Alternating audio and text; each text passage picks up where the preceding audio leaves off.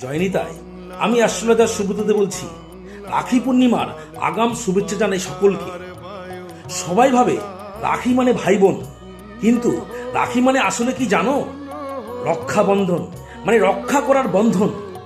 1905 সালে যখন ইংরেজরা বাংলাকে ভাগ করতে চেয়েছিল, তখন রবীন্দ্রনাথ ঠাকুর এই রাখি নিয়েই তো হিন্দু মুসলমানকে এক করেছিলেন।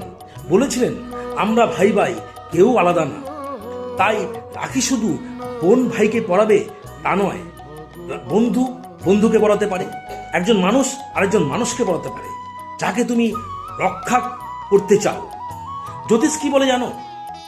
শ্রাবণ পূর্ণিমার চাঁদ যখন পূর্ণ হয়, তখন আমাদের তৃতীয় ঘর, যেটা ভাই বোন আর বন্ধুর ঘর, সেটা জেগে ওঠে। এই দিন যে সুতোয় বাঁধবে, সেটা শুধু সুতো নয়, ওটা একটা রক্ষা কবচ হয়ে যায়। তোমার ভাই যদি দূরে থাকে, তোমার বন্ধু যদি শত্রু হয়ে যায়, তোমার নিজের ভাই যদি তোমাকে হিংসা করে, তাহলে এই রাখি পূর্ণিমার দিন এই কাজটি করুন। কাল সকালে একটা লাল সুতো নাও, তাতে 3টে গিট দাও।